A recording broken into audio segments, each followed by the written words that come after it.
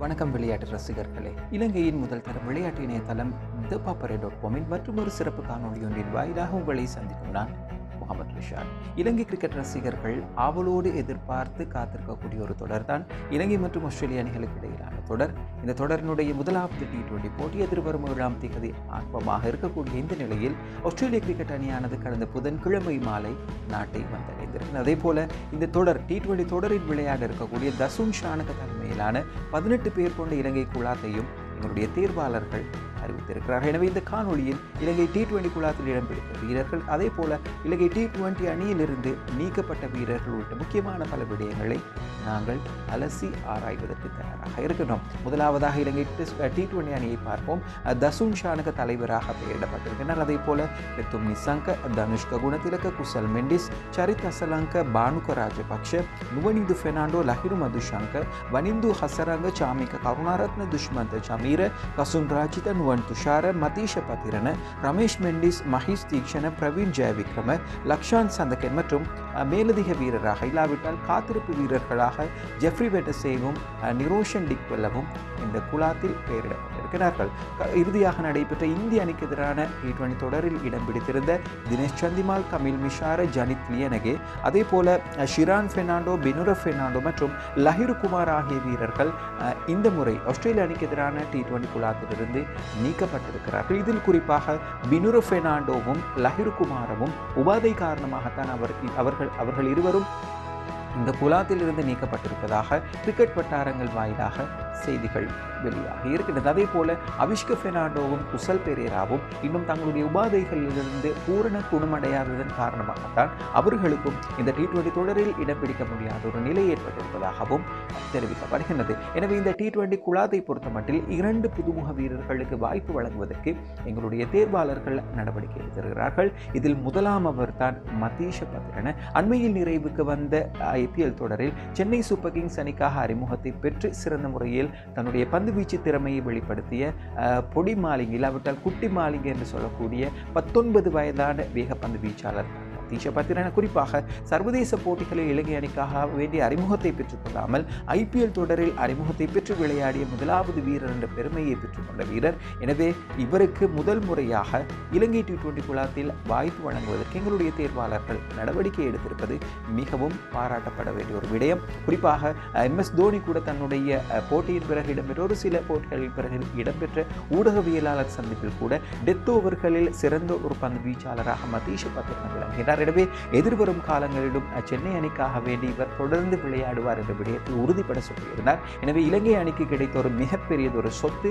எனவே இவரை எங்களுடைய தேர்வாளர்கள், எங்களுடைய கிரிக்கெட் முகாமைத்துவம் நிச்சயமாக பாதுகாக்க வேண்டும். எதிர்வரும் இந்த ஆண்டு இறுதியில் நடைபெறக்கூடிய T20 உலக கிண்ணத்தில் இவருக்கு இலங்கை அணியில் வாய்ப்பு கொடுக்க வேண்டும் என்பதுதான் எங்களுடைய ஒரே ஒரு பிரார்த்தனையாக இருந்து கொண்டிருக்கின்றது. பொறுத்திருந்து பார்ப்போம். அதே போல மற்றும் ஒரு புதுமுக வீரர் தான் நுவனிந்து பெர்னாண்டோ. அண்மையில் நிறைவுக்கு வந்த இலங்கை வளர்ந்து வரும் அணி இங்கிலாந்து சுற்றுப்பயணத்தின் போது சிறந்த முறையில் துடுப்படுத்த இலங்கை அணிக்காக வேண்டிய ஓட்டங்களை குவித்தவர். குறிப்பாக இறுதியாக நடைபெற்ற கிளஸ்டர்ஷயர் அணிக்கு எதிரான T20 போட்டியில் தன்னுடைய முதலாவது T20 சதத்தை பதிவு செய்து இலங்கை அணியினுடைய வெற்றியில் முக்கிய பங்கு வகித்த முக்கியமான ஒரு வீரர். மத்திய வரிசையில் துடுப்படுத்த இலங்கைக்கு நம்பிக்கை கொடுத்த ஒரு வீரர். எனவே இவருக்கு முதல் முறையாக இலங்கை T20 குழாத்தில் வாய்ப்பு வழங்குவதற்கு எங்களுடைய தேர்வாளர்கள் நடவடிக்கை எடுத்திருக்கிறார்கள்.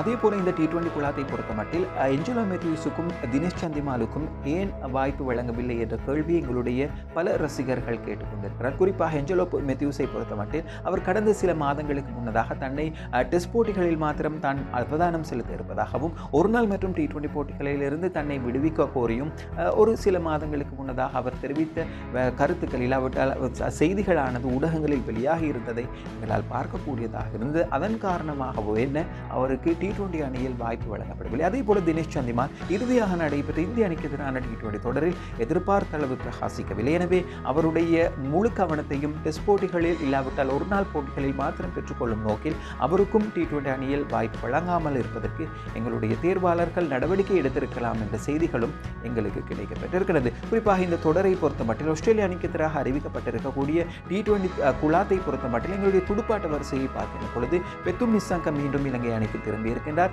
உபாதை காரணமாக பங்களாதேஷ் அணிக்கு எதிரான டெஸ்ட் தொடரை தவறவிட்டவர். அதே போல இலங்கை கிரிக்கெட் ரசிகர்கள் மிகவும் ஆவலோடு எதிர்பார்த்த ஒரு வீரர் தான் பானுக ராஜபக்ஷ. ராஜபக்ஷ மீண்டும் இலங்கை T20 அணியில் இடம் பிடித்திருக்கின்றார். கடந்த ஆண்டு நடைபெற்ற T20 உலக கிண்ணத்துக்கு பின்னர் இலங்கை T20 குழாத்தில் இலங்கை அணியில் இடம் பிடிக்க முடியாமல் தடுமாறிய வீரர், இல்லாவிட்டால் அவரை அதிரடியாக நீக்குவதற்கு எங்களுடைய தேர்வாளர்கள் நடவடிக்கை எடுத்திருந்தார்கள். இதற்கு முக்கியமான காரணம் அவருடைய உடற்தகுதி பரிசோதனை, உடற்தகுதியை நிரூபிக்க தவறியதன் காரணமாகத்தான் அவரை அணியிலிருந்து நீக்குவதற்கு நடவடிக்கை எடுத்திருந்தார்கள் என்ற விடயத்தை கடந்த காலங்களில் நாங்கள் பரவலாக பேசியிருந்தோம். ஆனால் அண்மையில் நிறைவுக்கு வந்த IPL தொடரில் பஞ்சாப் கிங்ஸ் அணிக்காக வேண்டி களமிறங்கி சிறந்த முறையில் தொழிற்படுத்த தன்னுடைய திறமையை நிரூபித்து காண்பித்து மீண்டும் இலங்கை T20 அணியில் இடம் பிடித்திருக்கின்றார். பானுக ராஜபக்ஷ இலங்கை அணியை பொறுத்தமட்டில் மிகப்பெரியதொரு சொத்து.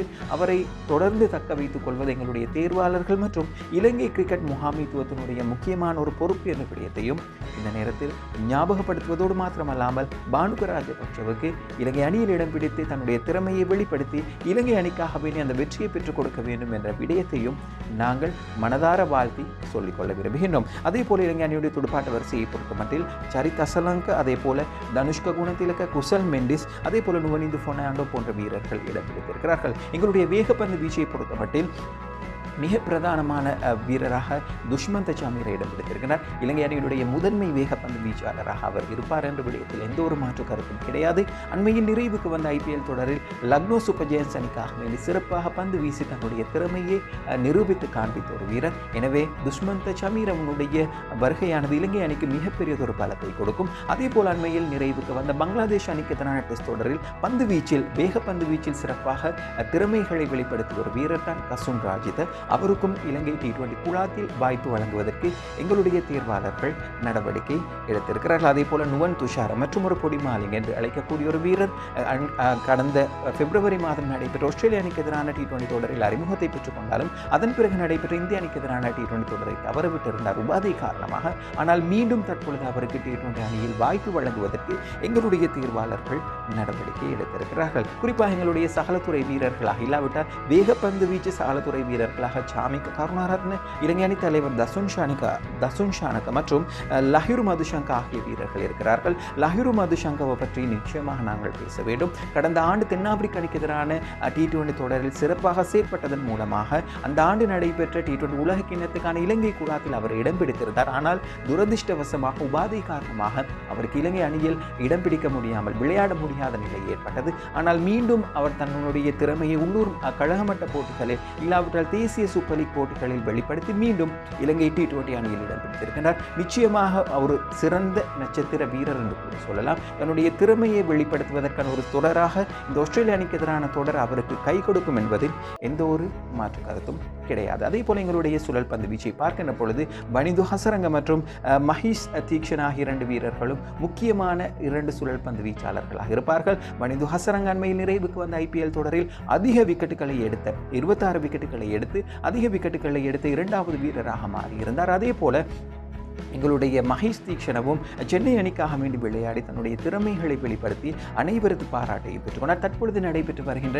மேஜர் லீக் T20 லீக் தொடரில் இராணுவ அணிக்காக வேண்டி சிறந்த முறையில் பந்து வீசி விக்கெட்டுகளை கைப்பற்றக்கூடிய வீரராகவும் மாறியிருக்கிறார். எனவே இந்த 2 வீரர்களும் நிச்சயமாக இந்த ஆஸ்திரேலிய அணிக்கு எதிரான T20 தொடரில் தங்களுடைய திறமைகளை வெளிப்படுத்தி இலங்கை அணிக்கு நம்பிக்கையை கொடுப்பதோடு மாத்திரமல்லாமல் வெற்றியையும் பெற்றுக் கொடுப்பார்கள் என்ற நம்பிக்கை இலங்கை கிரிக்கெட் ரசிகர்களாகிய எங்களுக்கும் இருக்கின்றது என்ற விடயத்தையும் நாங்கள் ஞாபகப்படுத்த வேண்டும். அதே போல இலங்கை அணியுடைய சுழல் பந்து வீச்சாளர்களாக ரமேஷ் மெண்டிஸ், பிரவீன் ஜெயவிக்ரம் மற்றும் லக்ஷான் சந்தகன் ஆகிய வீரர்கள் இடம் பிடித்திருக்கிறார்கள். இதில் லக்ஷான் சந்தகனை பற்றி நிச்சயமாக ஞாபகப்படுத்த வேண்டும். இறுதியாக கடந்த 2021ஆம் ஆண்டு இங்கிலாந்து அணிக்கு எதிரான T20 தொடரில் விளையாடி இருந்தார். அதன் பிறகு இலங்கை அணியில் அவருக்கு வாய்ப்பு கிடைக்கவில்லை. ஆனால் அதன் பிறகு தன்னுடைய திறமைகளை உள்ளூர் கழகமட்ட போட்டிகளில் இல்லாவிட்டால் தேசிய சூப்பர் லீக் போட்டிகளில் வெளிப்படுத்தியதன் காரணமாக அவருக்கு மீண்டும் இலங்கை T20 அணியில் வாய்ப்பு வழங்குவதற்கு எங்களுடைய தேர்வாளர்கள் நடவடிக்கை எடுத்திருக்கிறார்கள். இது எந்தளவு தூரத்துக்கு சாத்தியமாகும் என்பதை எங்களால் கூற முடியாது. நிச்சயமாக அவருக்கு இறுதி 11 அணியில் வாய்ப்பு கிடைக்குமா என்ற